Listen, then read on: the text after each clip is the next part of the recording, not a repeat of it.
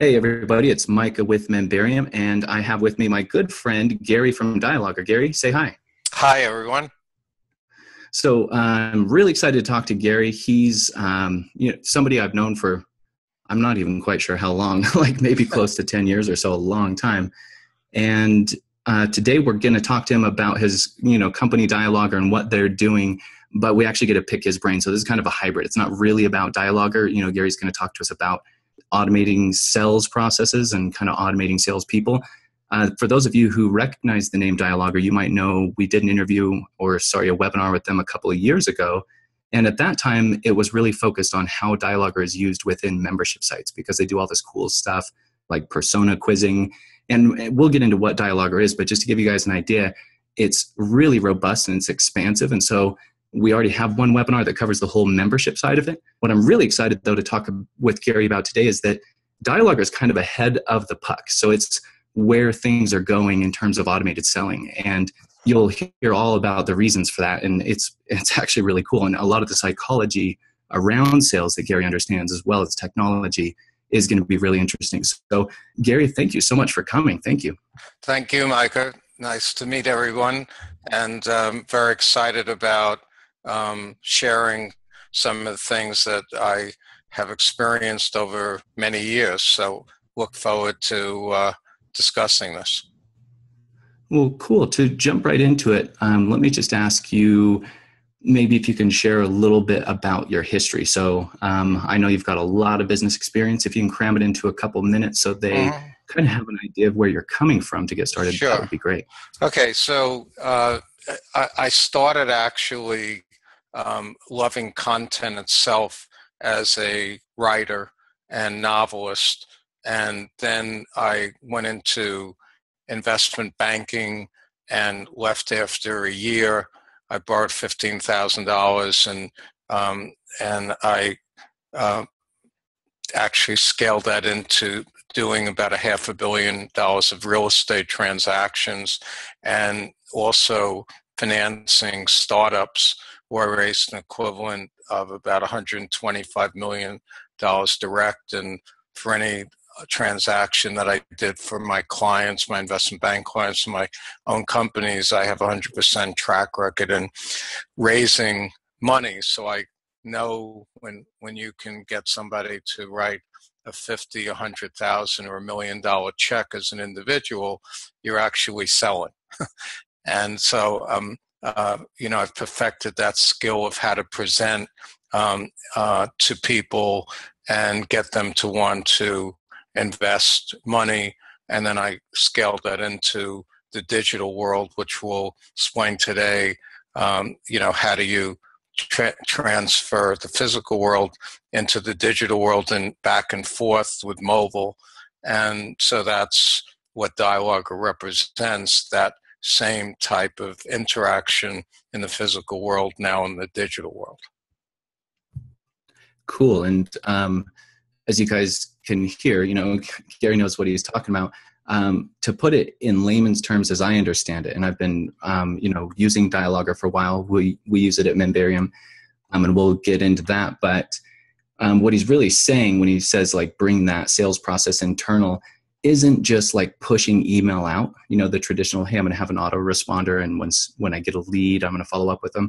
He's actually talking about carrying on a dialogue, which is why the product's named that way. But you say this, or you ask the customer a question, and based on how they respond, the conversation changes.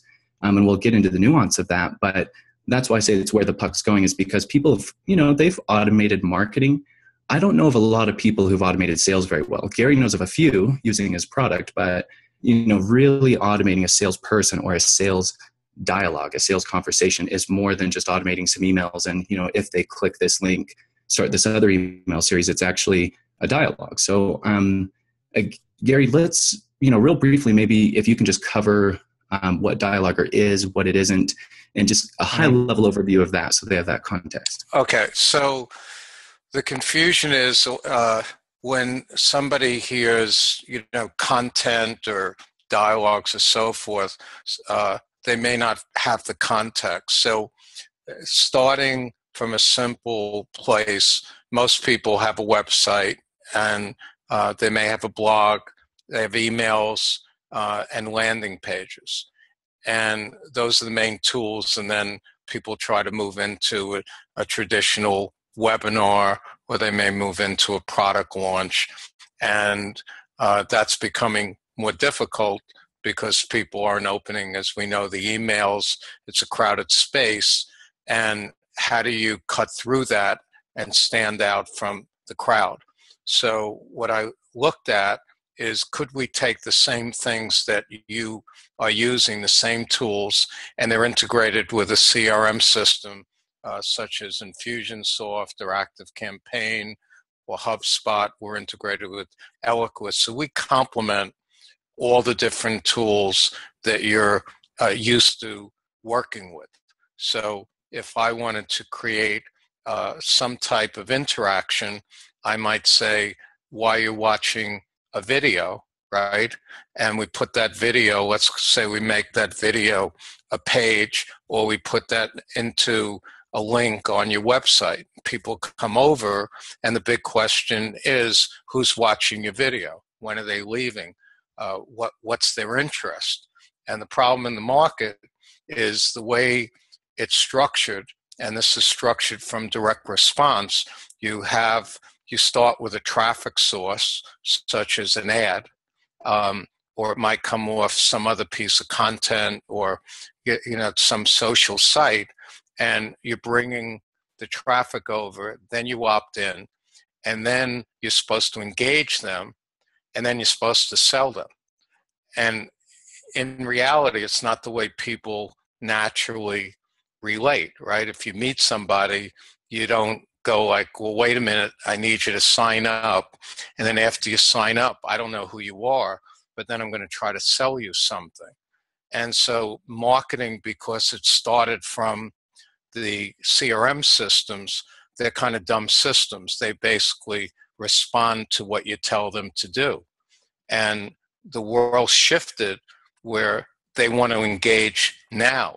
So if you flip it, you need to engage the people at the point of getting where the traffic's coming. So by the time they're opting in, through a process of questioning with somebody watching your video, you really get a sense of what they want right now. And then you can move them into an offer pretty fast, because they're telling you what they want. Do you want red? Do you want this? Do you want that? And everybody is at a different stage. So if they're not ready, you know enough about them that when you're sending out emails or other communications after, you can say, hey, you said you like this or that, what about this? And so that dialogue continues, and you're basically engaging.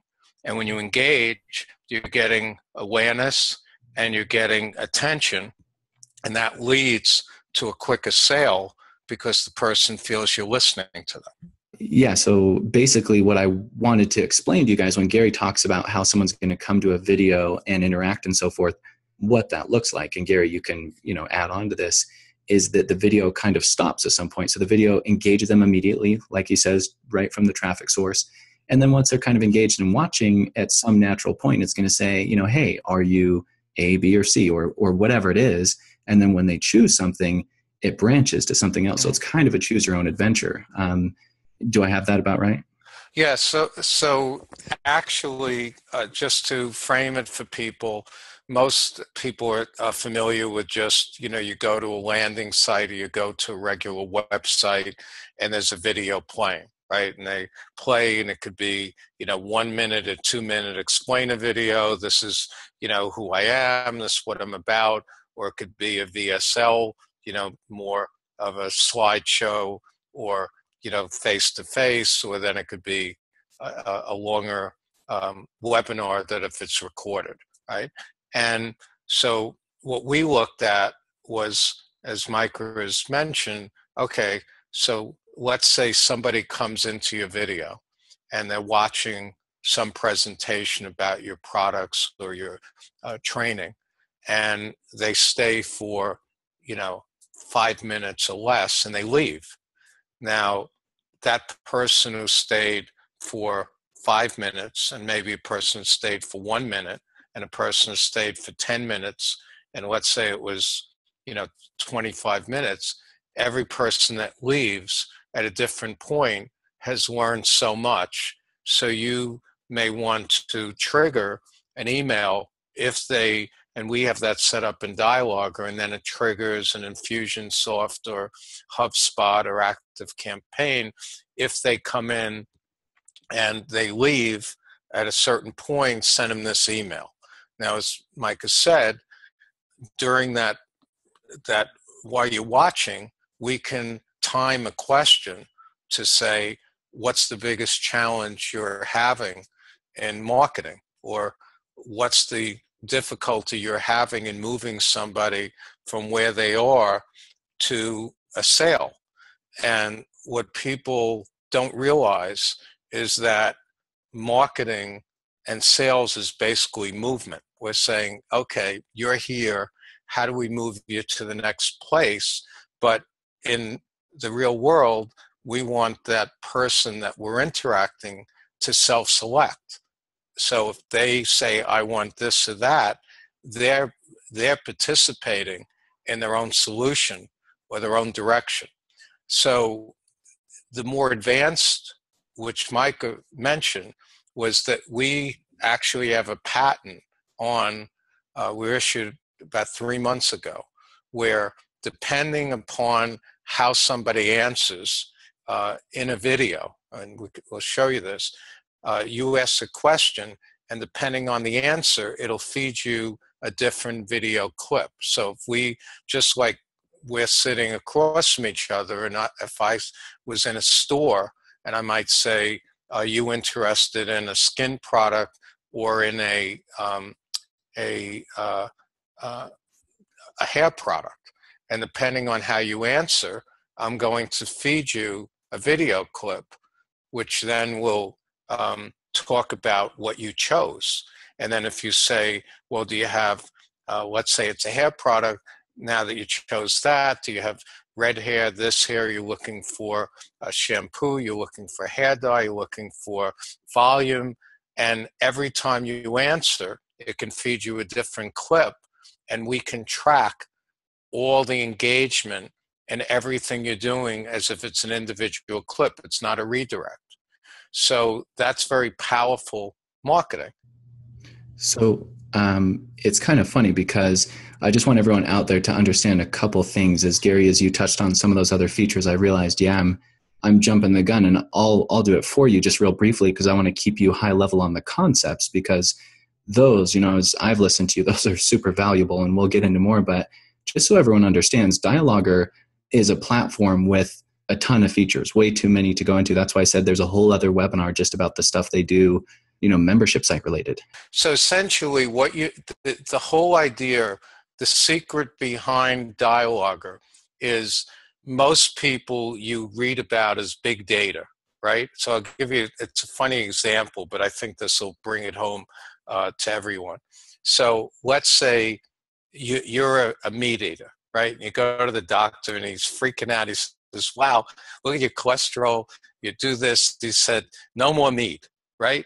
Now, big data, even that it's personalized, they think they know you, right? So big data has, oh, you are a meat eater.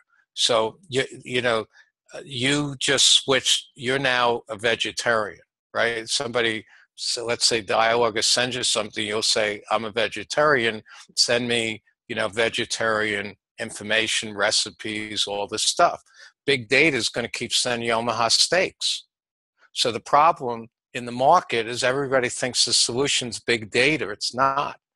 It's the critical micro small data, the personal data, that makes all the difference, because otherwise you don't know at that moment, right? If I go to a restaurant and I'm ordering, I don't walk in and every day says, oh, I know exactly what you want. Here it is. Wait a minute. Today I don't want that. I want a salad. I want this. So the way the market is, it's a one size fits all. And what we're doing is saying, no, what Google says and why the world's going mobile, they're in micro moments. So Google says, be there, which means engage where they are, not where you want them to be. 2, be relevant and useful, and 3, be fast, which is just the way we're operating today. But the tools you're using don't operate that way. And so you're being shown strategies that are getting antiquated. And that's why show up rates, and it's much harder to get people to engage because they're not set up right. Their setup is reactive rather than the way people naturally engage. But the technology now is catching up that you can have this real time engagement, and you have to flip, and it's hard for people to see that. But if you think how you want to talk to someone, that's how the technology and DilogR is set up for you. So I just wanted to mention that what we're trying to do is convert ordinary, simple, existing content that you have into an interactive type of dialogue that you could do this in minutes. And we'll show you that. But don't think this is complex. The platform makes it simple and easy, and you could do this in minutes, what takes weeks and months without DilogR. Yeah, and I'm just sitting here thinking that I got to amend a statement from earlier where I said, this is where the puck's going. I should say this is where the puck's going for small business, because some smart big businesses have this kind of tech, but I'm sure it's difficult to set up. In the small business world, mostly, like you said, people have cobbled this kind of thing together with a bunch of solutions. And that's why I guess I'm saying this is where the puck's going, is because small business has to catch up to this. And this is the kind of tool that's actually affordable and usable for a small business. Like you said, the platforms it integrates to, the types of businesses using those, this isn't a big stretch from that. If you can use a CRM, you can use DilogR basically. But it is, I want to point out a couple of the takeaways because they're a little bit subtle from, what we've been talking about so far. And those of you listening, we are going to get into more detail, but there's just a couple kind of high level points here. One is, obviously the interactivity. I think we've kind of, hopefully gotten through that enough. But he's talked about fast once or twice, and he's mentioned, micro moments and shorter and whatnot. And just to point out, the big takeaway or the big advantage in using something like DilogR is you're shortening the sales time. So Gary gave me an example the other day when we were chatting. He said, you can get a webinar done in 20 minutes because instead of having to cover all the points you do for all the different members of the audience, for example, you do an hour-long webinar, an hour-and-a-half webinar to make sure and cover and seed all the different things and overcome the objectives. Well, with something like this, you can get them into a video that cuts to the chase because they're self-selecting versus, being herded along with the crowd. And you're right, in this new, world we live in, I'll say, people are just more and more moving away from that, right? And it's obvious, we all know it, but you're absolutely right that the tech hasn't caught up. And you said that the other day too, talking about how CRM is a little bit dumb. And it is, it's like just an automated engine thing. And there are some points of what you might call, not quite intelligence, but at least decision-making, right? Branches or whatever in the automation. But this is an actual interactive process where, they're telling you something and you're responding directly to what they're asking, which is why, not only are you skipping all the fluff that wasn't relevant to them, so you shorten the process, but just by answering their question directly, you're going to get a sale. And like I said, smart companies do this on Amazon. Obviously, they're watching you and they're serving you stuff based on what you're looking for. And they're going to make more sales by doing that than just, hey, everyone on Amazon, step 1, we blast them for this book. Step 2, we blast them for this other book, right? So I love it so far. So Gary, we talked about sales and marketing a little bit. One of the concepts you had told me about was the idea of a virtual sales force, which I know is what a lot of people think they're doing with their automated marketing. But talk about that a little bit more, because that really, to me, was interesting, because our company, just as an example, is at a point where it's like, okay, we really need some dedicated salespeople. The questions we get in sales go to support, some get kicked to marketing. There's no dedicated sales, but it's an expensive thing to do, right? So the virtual sales force, I was just like, ooh, thinking about that. So tell me more about that. And, with what we've covered, like, what is a virtual sales force and why is it so and Oh, engaging. yeah, this is actually to me the most fun of all of this, and actually I think is the probably greatest innovation for the audience and everybody that's out there. So when we look from point of view of DilogR, and I look at it from the point of view of having invested and funded so many companies. I've probably looked over the years at 10,000 business plans, and you start to see how markets evolve. And what's happening, and this is not just for small business, this is going to much larger businesses. So what's going on in the market is people waking up to the fact that when you hire an individual salesperson, and I went in and looked at more enterprise, and you could be paying $250,000 for marketing person, but let's say the average is 140,000, and sales are pretty close. And even if you back down and say I'll pay a third, so you might be paying $40,000-$60,000 up front for a salesperson. Well, I read some shocking data. I couldn't even believe this, but they said that it takes an average salesperson, good salesperson, 7 months to get up to speed on what you're teaching them. And then they normally leave on average in less than 2 years. So that means that you have to compress within about a 14-month period, because they had to catch up and learn in the first 7 months. You have to have 2 years of sales if you start calculating in about 14 months.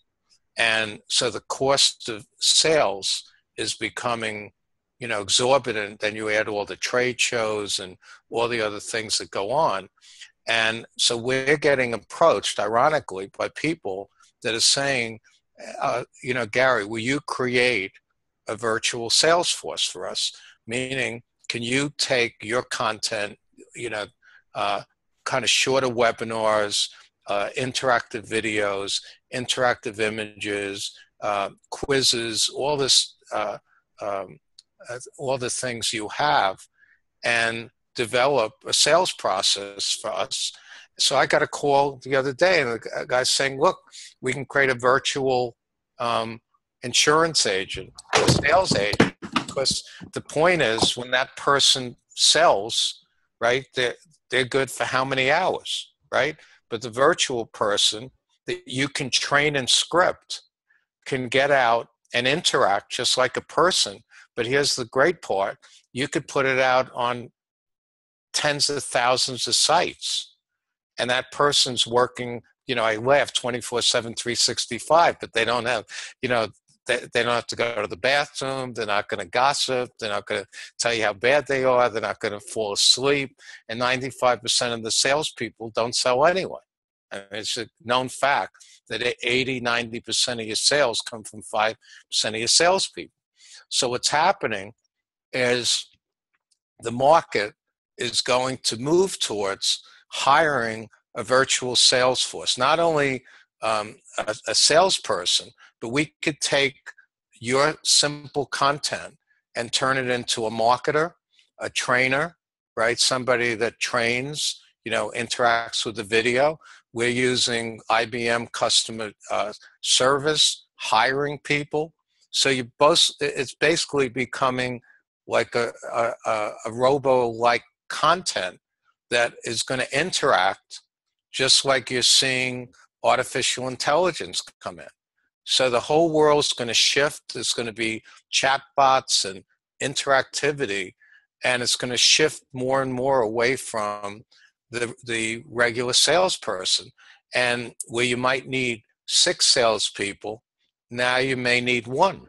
And you might have the 1, but it's going to go more towards internal sales, where, like that video chaptering, the person will be shown things, they'll select, and then get the lead, and then they'll see how good the lead is and hand it off to an internal person who then will follow up.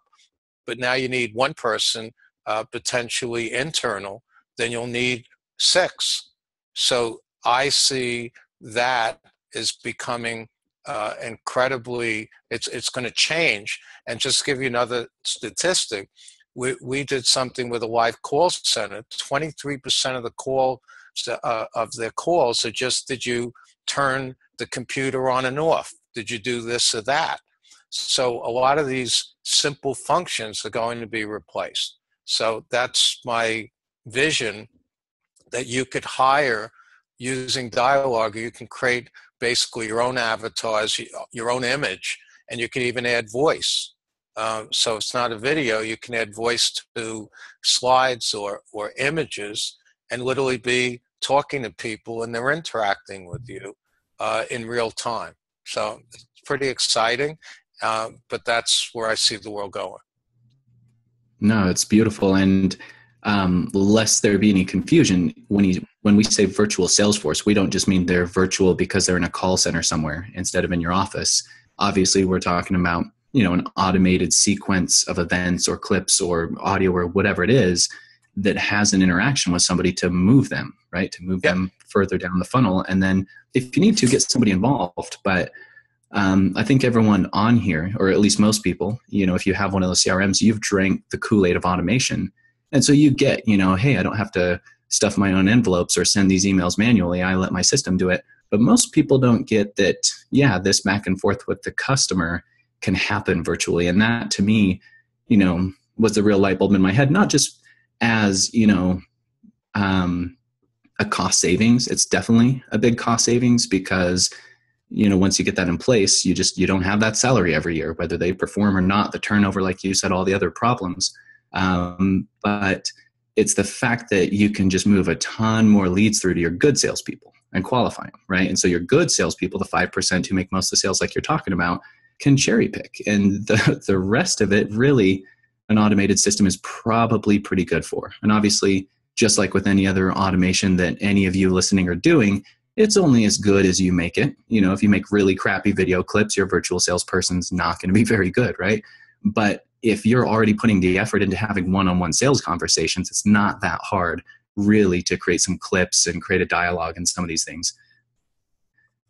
So Gary, I know we haven't showed them, how this looks yet, and I know it's easy, but in a couple of minutes, I'll ask you to maybe walk us through an example or two of how to actually build one of these. Sure. I did want to ask a few other questions. So one of them is about, we've been talking about sales in general, right? But I know since this is content that we're giving and people are feeling a little included with the interaction, you had mentioned something about how that increases, the possibility of membership. Can you go into some of that? Yeah, so the interesting thing is interactivity. It's just like if I met you and we started a talk, it isn't like, okay, I just sold you this and goodbye. So the opposite is happening. So the more you interact, it's just naturally the more you have a common interest. And because we've segmented and found out what you like, you're now engaged. So we want to follow up with you. So we need a membership. So we're designing for somebody and saying, okay, how would you like to engage people? What type of content would you like to use? We need to send them over to a membership site and say, okay, now that you've learned this, we're going to continue that because we're engaged with them. We can't just drop them off and say thanks a lot, because now that we're engaged, remember when you're asking Q&A is the most intimate thing because of the fact that you're asking questions about that person and they're responding. And if they trust you, they're going to open up. So an example is a fellow was doing something on questions about cancer, and he wasn't getting any traction on this. So we gave them a quiz, right? And with open-ended, the guy's inundated. He said, like, they don't stop. Everybody has a story and questions and answers, But once it was developed, and then he creates a membership area, because now people will come in to get other people's experiences that are similar, that they can relate to. So membership will actually grow with interactivity. It's going to be much more, and you can focus the areas within the membership to their areas of interest. So it just compounds, because then you're going to say, do you like this or that? And part of the members will like this and part will like that. But it's a common interest. If I'm, talking about golf and I start telling them about how to play and do these things, one person's more interested in putting and another one in driving and these clubs and that clubs, but the basic community still interested in golf, but I can segment them and then they'll switch.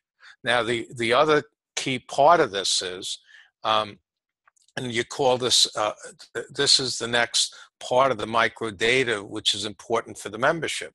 So every time I ask you questions, I learn more about you. So now I have affinity data. So this means, let's say I paid $5 for a lead, but I see that, gee, you're interested in gardening, but then I noticed that you're buying some other tools to fix the house up.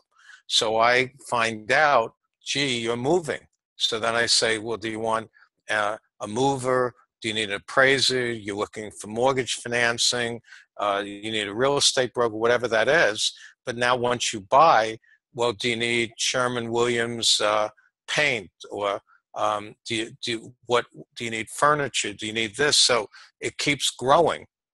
And that's what makes this so amazing, that the micro data keeps opening up more sales opportunities and more places to put members. So I just wanted to point that out, that this is a whole new world, that you can pay $5 and end up with $1,000 of return or more. And then because you're interacting, they're going to stay with you monthly. So it's not a one-shot sale. I've found with DilogR is, it's really surprising how much data people will give you. So like I said, we use DilogR at Membarium, and we did this quiz, and I have a consultant in the UK who I was paying a bunch of money to, and I thought, man, they're going into all this depth. It's kind of crazy. And ultimately, when we got the results back, it was really cool to see, it was branching. So for example, of the people who answered, yes, I'm somewhat technical, how many of those people know, API development versus how many of them just consider themselves technical. So the follow-up questions and the branching and all the things was really amazing. And we've got plans to use that data within the membership site to customize the experience like you're talking about. But the overall data too it gave us was pretty cool. And we didn't do persona quizzing. And for, the DilogR recording that we did 2 years ago with them, that Membarium did with DilogR, for those of you who want to go check it out, that one does talk a lot about persona quizzing and then using those personas to customize the membership area. But what I kind of want to talk about, Gary, is ease of use. So one of the concepts you had shared with me a while ago was that these little clips or these little pieces of content, they're kind of like Lego bricks and then go on forever. Like you can clip them to anything you want, to any link, to any email, video, quiz, sales pitch. And I really like that because I make a lot of content, and when I make a longer piece of content, it seems to have a shorter shelf life, if that makes sense. So if I make an hour-long piece of content, the likelihood of something in there becoming outdated, especially for me in a tech industry, is pretty high, right? And so it's always bugged me. It's like, I got to re-record that whole stupid thing to be in the right flow. But yeah, this micro content stuff, kind of building as you go, so those of you listening, it's not like you have to know the whole picture and build, the perfect artificial intelligence sales agent today. There's a bunch of examples that are stupid simple and really quick and easy. So, I want to maybe see some of those, but you can probably list off a couple of the simplest examples, and then let's have a look. So just so you know, I'm not a high-tech person. I always say if they watch me typing or how I move things around, I'd probably have a viral video. I'd beat out the cat videos. So when I came into this, I wanted to design something that was really, really simple. I mean, so simple that I could do it within minutes and turn it into a lead. So the way we broke out, our team was what we looked at and said, what does everybody have, right? Somebody could say, well, I don't have a video, right? So you could understand, okay, I don't have video, but today you can take out your iPhone and do a video. So that's not hard. But everybody has some photo, right? They always have an image or they have a photo sitting in their drawer. So imagine that we could take that photo and in minutes turn it into something that you could generate a lead and a sale. So we're going to look at that. And then the second thing I looked at is said, how many people, you see it all day on TV at night, there's a poll, you like this one, you like that one. So that's one question, right? So everybody has one question they could have, and there's so many places, and we show you like hundreds of questions you could ask, but there's always one question. So we have one photo and we can put an interaction on that. We'll show you that. It's just simple. Now, what we're finding is you can create and generate all kinds of actions off one poll, right? So if I say, do you like this? Do you like that? So you like, the Giants or the Green Bay Packers, or whatever the one is, whichever you choose, I can send you an offer, right? So if you like this one, or do you like Republicans, you like Democrats, and I'm not saying a word, I'm independent, don't kill me. But what I want to say is that whatever you choose can trigger an offer, right? So if you choose this, hey, would you like that? Hey, I saw you voted this way, would you like this or that? So it's that simple, and that's interactivity. So we covered Q&A, we covered simple image, and we can do the same with a slide. So what we did, and we'll show you, is we can make very simple presentations of your entire company in relative minutes. So picture the cover of the puzzle box, because I always struggle with how do I show DilogR all at once? How do I show the different pieces? So everybody has different pieces. How do you show that quickly? So all of these things you could do in relative minutes.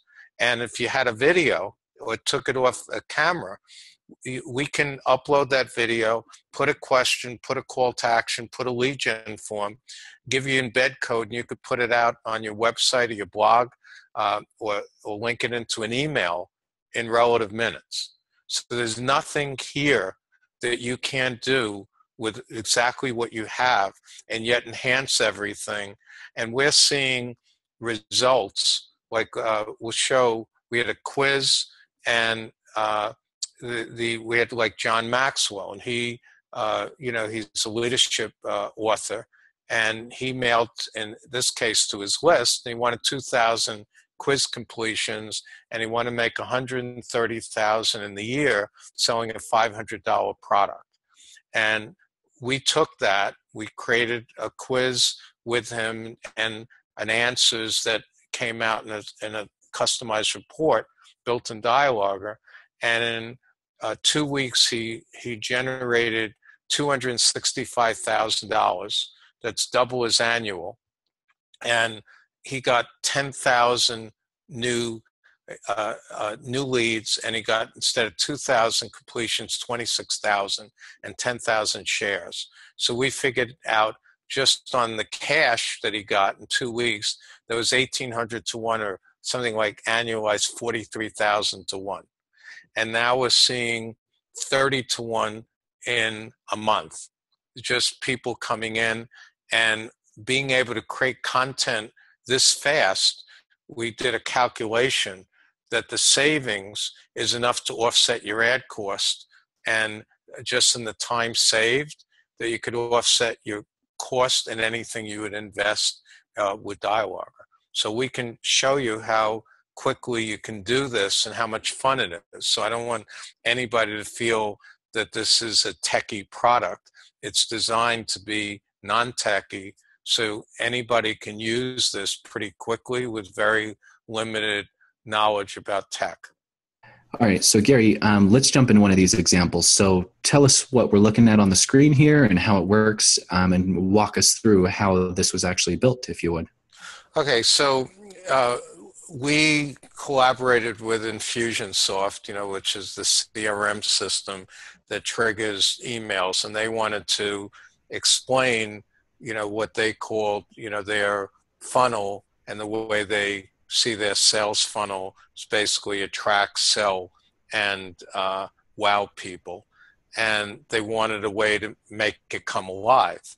And could they give more information in a condensed way? Because as you know, the entire market's moving towards visual, and I think you can process 60,000 times faster an image. And if you also look at what's happening on Instagram, they're starting to move towards, an interactive photo. So this is an image, but you can do this on any photo, anything. I actually did also one on the front cover and back cover of my book. So you can change anything into an image or a menu and make it come alive. So we started with Infusionsoft, and then they wanted, if you go to the top, Alex, on the attract, so what you can do is you picture the old Post-it, right, where it pops up, and then you could write anything into the Post-it. And then what's unique about it is you can design the internal Post-it, and then you could link to Amazon, or we can link to a little quiz, or it could be a lead gen form. So you can put in anything you want. And when we get into the admin, you could take an image and literally create this probably in 5 minutes. So that's the info there. Then click on the next. You could drag and drop your hotspots. And the reason we design this is that because when the person comes in, the minute we call it a hover, because it pops up, it captures your attention. And any of these icons you could make to be your logo. You can change the size, the look of them. So you have complete creativity. And then if we get a chance, you can also track with heat maps which ones they're hovering on, which ones they're clicking through, how many views people had. So all these analytics in real time are being tracked for everything that you're creating. So you can, in the middle, you can go to a video, and all of this is created on DilogR, so you don't have to move anywhere, all the components. So the beauty is you can take a simple photo, you can add a quiz, you can add a lead gen form, you can add call to actions, you can add a video links.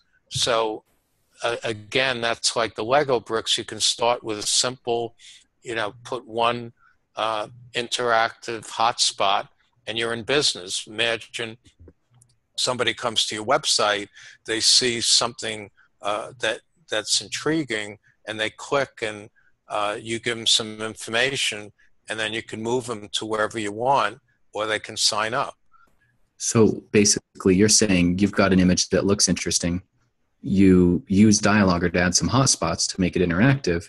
Mm-hmm. You throw that in on your site, and it's the beginning of the engagement that then leads into, some sort of branching based on what they do with it.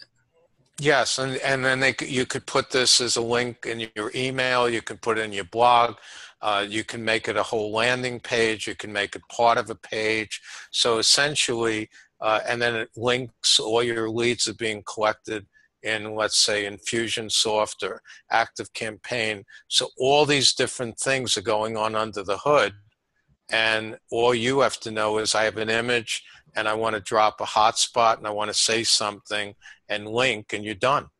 You don't have to do anything more than that, and you're in business. And if you do the right thing, people will interact, and you're creating leads in minutes, and it's all visual. So it could be any visual you want. And as you know, the world's all going to visual marketing. And here is you can choose any of these icons. We have an icon gallery. You can change the size. Any of these things, and also show you how quickly you can type in. So you can pick the hotspot, you can drop it anywhere, and she's typing, and whatever you want, she could put a link to anything, and you're in business. That is so cool. So basically she clicks, she selects her image, she puts in some text, off we go. So this creates the image, and then am I right in guessing that if she puts a link in one of those things, that's how they basically click away to whatever's next? Yeah.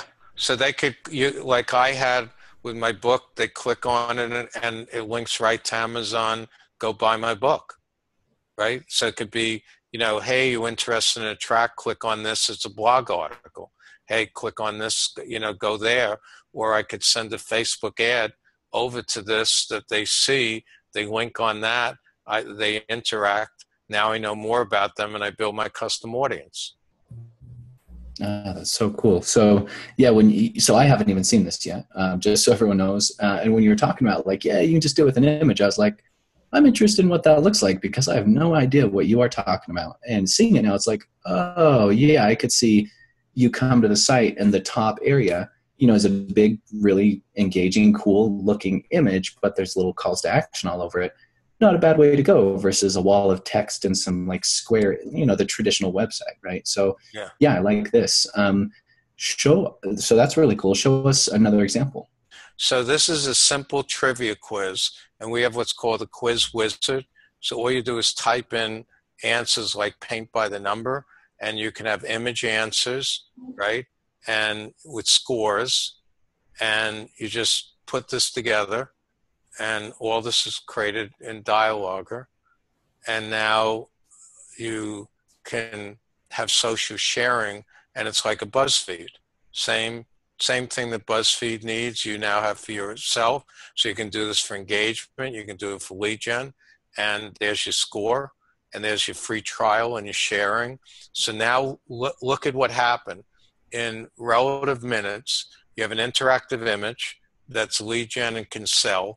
Now you have an engagement social quiz, and then you could add from this into a more advanced quiz. So when they answer, the beauty of the quiz is how I started the whole company. People want results, right? So if they want their score, I could have before, if you want your score, give me your email.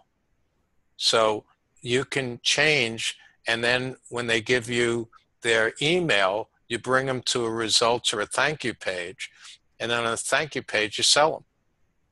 And you give more free, like it'd be a video, whatever, or your webinar or whatever. We're knocking it out of the park. Here's the secret. I want to state this because this is the secret sauce to what we're seeing, 30-1 even. So I just read articles on the traditional webinar is dead, right? And I was there, right? I was agreeing with them, but we have found a secret to the webinar, and it's a little like what Frank Kern does, but it's a different approach. So his approach is you try to get people to a VSL, and then from the VSL you move them to the webinar. But in all of that, you have to do a lot of persuading, right? Because you have to get them to go back to attend the VSL, and you sell them as a self-liquidating offer if people are following me, and to cover your ad cost, and then you try to sell them into the webinar. So that takes a lot of work and effort because I went through the process. So what we do is we send them to a quiz. I mean, this is like the craziest thing. So 70 to 80% of people will complete the quiz. So I ran numbers against the VSL, and because they're answering, you'll convert at a multiple of what people are attending the webinar or the VSL. So because of that, they're engaged, and they immediately move to a sales page. You don't even need a webinar.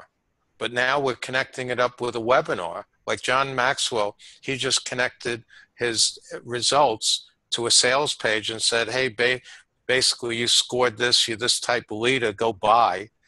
But what we're seeing is we're linking them over to a webinar or an interactive video, and it's closing like crazy. And we had an example where they were getting 10 leads a week, and all of a sudden 10 leads a month, we got 600.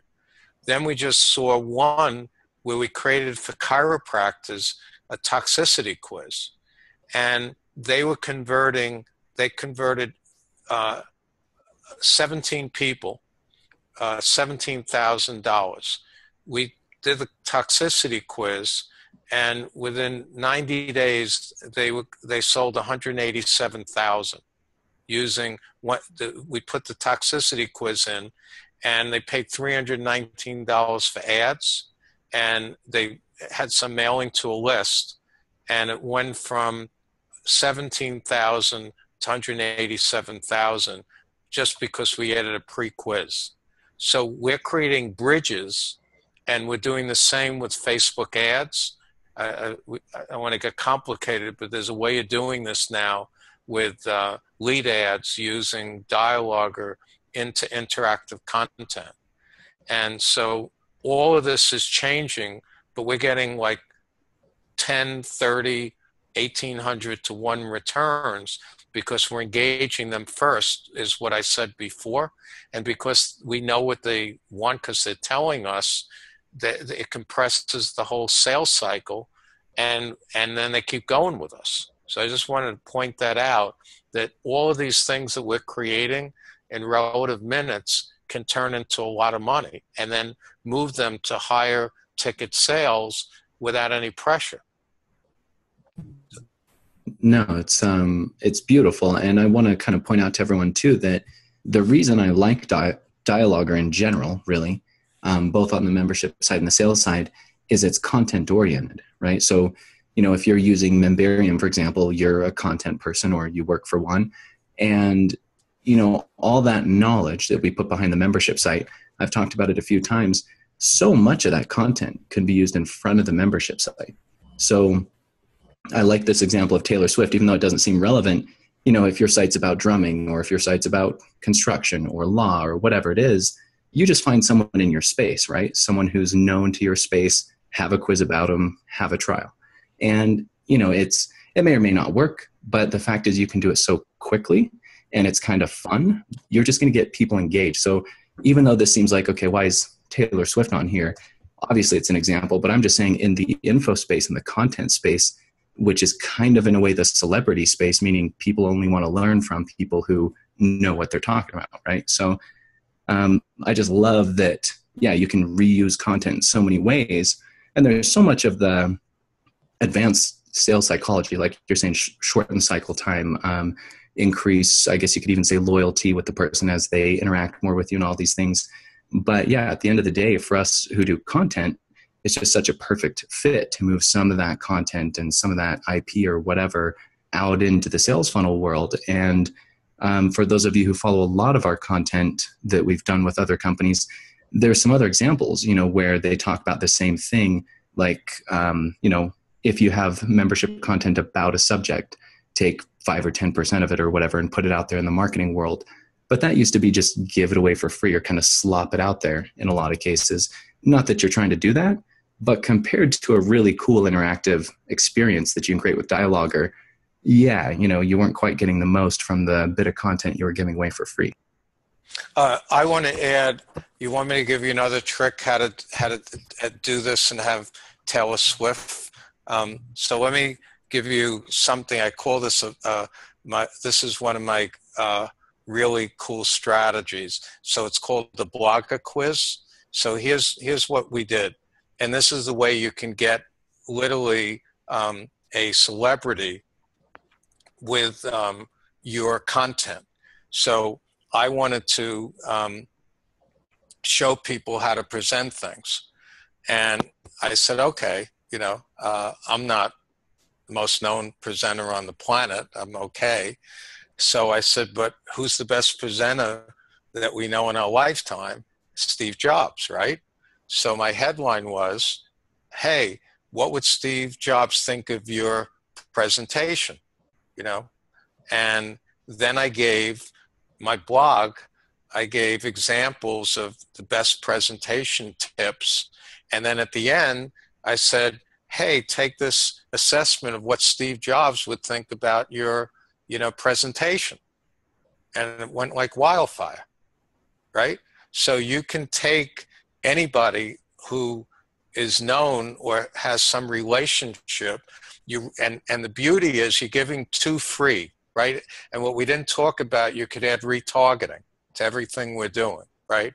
Answers, results, Facebook pixels, anybody that's into that. So what you're doing is you're giving them free in the blog, then you're giving them free in the assessment. So of course they want to give you their email to get the result. What did Steve Jobs think?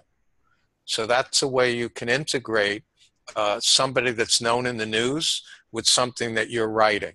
So you could say, somebody came out that relates to your area, and you find somebody in the news, and then you just write something about that article. So you're doing what's called news hijacking, and then you move it into some simple quiz or interactive image, because it could be a photo, and then you could take that, and as long as you give attribution, you can make the photo with that person interactive, and you just created something that will attract people's attention.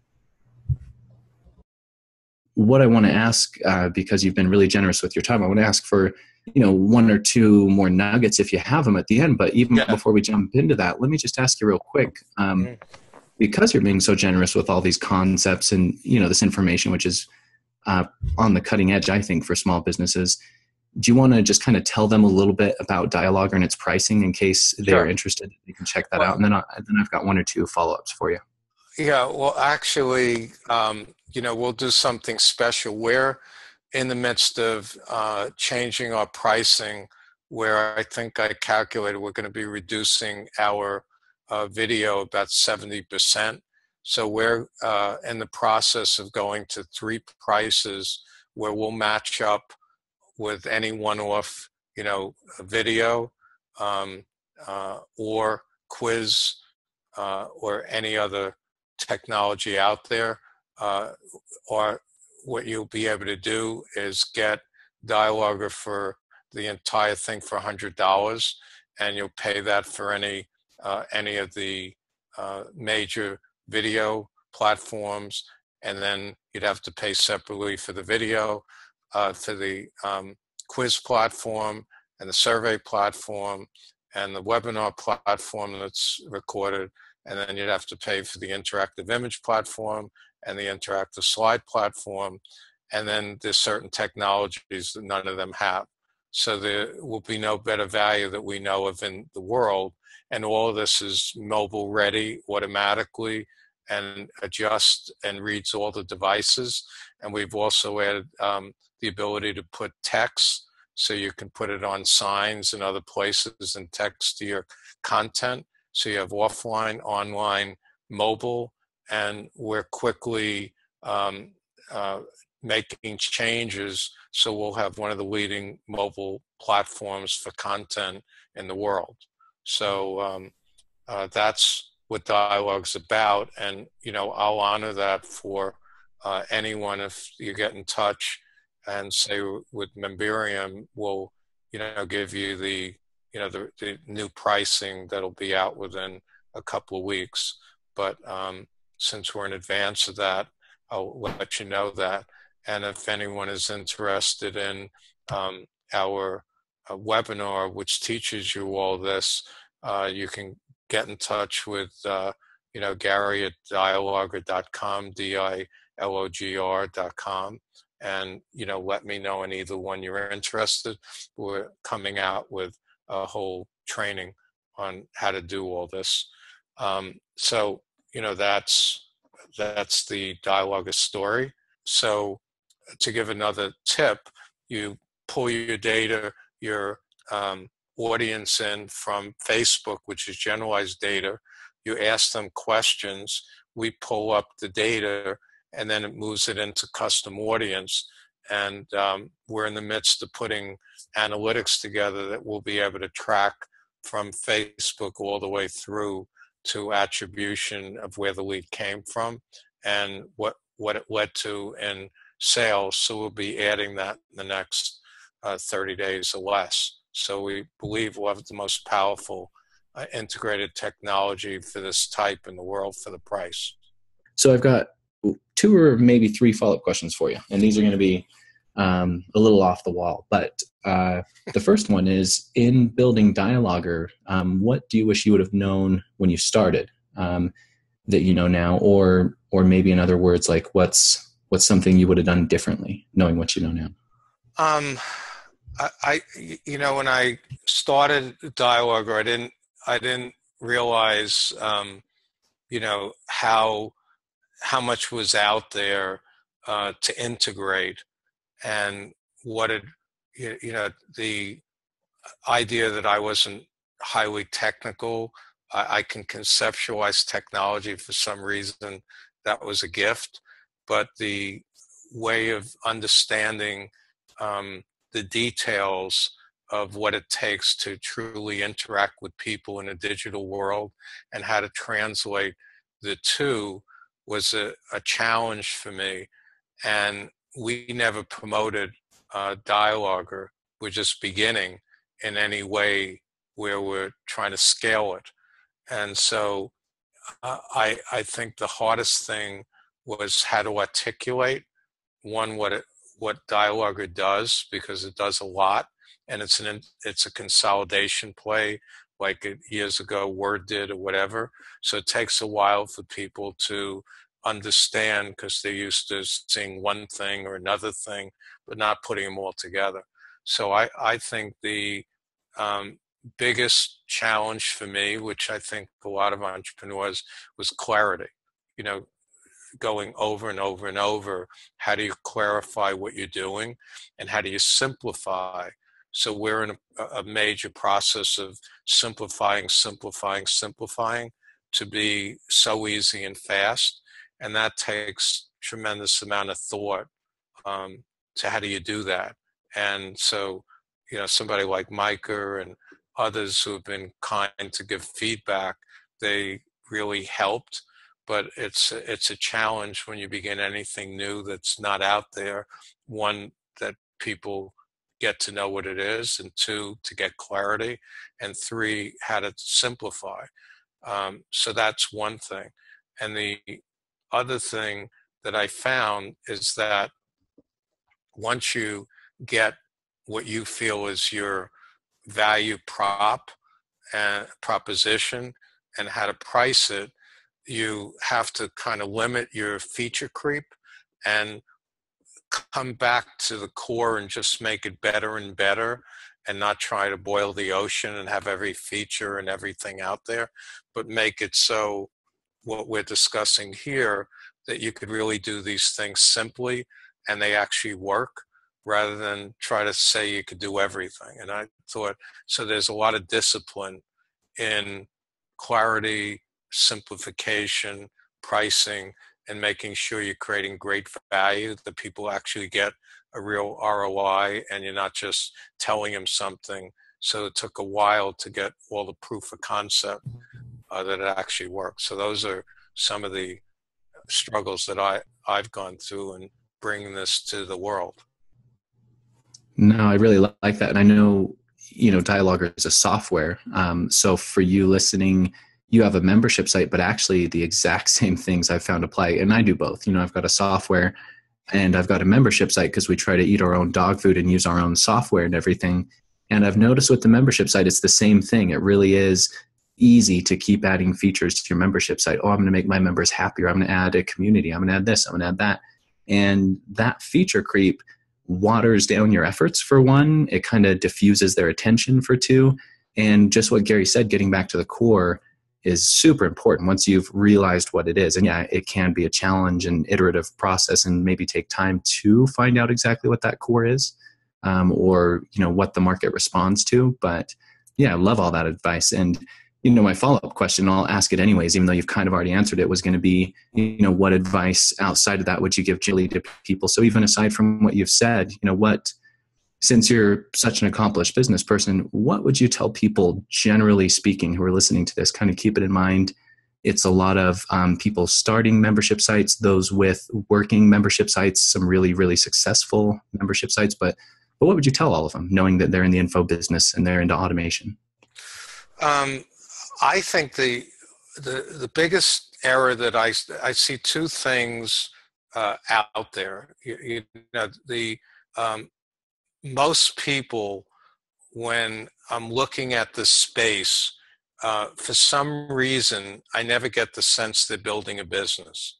In other words, at best, most of them, when from coming from investment banking and a place where you had to build a real estate project and it's hundreds of units, or it's a 540,000 square foot office building. These are real projects or businesses, and it seems because there's so much selling of this thing and that thing and this gimmick and that thing, that I think you lose sight of the fact that you're trying to create a business that has a residual value.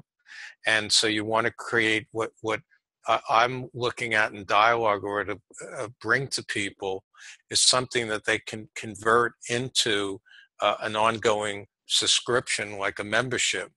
And that's a real business, right? That you've got repeating revenue. And I think that when I'm looking at this space, it's always about, oh, I could do this fast. It's another gimmick, and then this gimmick and that. And I think you have to step back and say, do I really want to create a business that, has a life that can create value for me and my family? And, it's never going to go on complete autopilot, but it can actually automate and do better. So I think that, to me, is, are you creating an asset in a business, or you're just creating something that you're just going to be a hamster in a cage and follow a lot of the advice out there? You'd have to have a triple PhD to be able to do a fraction of what they're saying. And I read a lot of it, and I walk away and say, it sounds great, but if I had to build a business following what they're saying, I'd go out of business. Yeah. That does make sense. It's, I know it's kind of hard. I've been through startup and bootstrapping more than once because I made mistakes and screwed things up. And so I really empathize for the small business owner, but what you're talking about, converting, I'll say, their energy into some sort of asset versus converting their energy into a liability. And the example that's coming to mind for me hard right now is the salesperson. You bring on a salesperson, that's an ongoing cost / liability, depending on what they tell people, versus you build an asset, a virtual salesperson. And I know any of these examples are kind of like that. Anything you build is an asset, similar to automation. So yeah, I think that's fantastic advice. And I believe all the same things. So Gary, one thing I'll just leave is that, so when I taught business and whatever, an asset, just to give people a definition so it helps, an asset is what puts income in your pocket, whether you work for it or not, and a liability takes money out of your pocket, whether you like it or not. So most people work for liabilities, the home, the car, the this or that, and all they're doing is going further in debt, and they don't really have an asset. And so the keeping in mind every day you wake up, are you building an asset and not just a bunch of liabilities that ultimately will catch up to you? Yep. It's a somber note. No, I'm just kidding. But yeah, no, thank you for sharing all the concepts. And I hope people are encouraged to, use DilogR if you're ready for it. And I would say most are, because it's so easy and you can do so much stuff with it. I'm always, myself, I don't jump right in when I have an idea. I always take time to digest it. But as Gary said, if you're ready, reach out to him, Gary at DilogR.com. And I'm assuming that's some sort of robot that's going to answer them. That's not really you. Exactly. Of course, it's just me. Hi, guys, and that's it. Yeah, but I appreciate anybody that's spent the time. Well, thank you. And thank you again, for your time and all your insights. For those of you watching, we will put links to the resources that we've talked about underneath the video, and some other things, anything that's helpful, but feel free to reach out to support if you need anything, or obviously go check out DilogR. And Gary, thanks again. So for those of you watching, check out everything below the video. Gary, thanks. Thanks.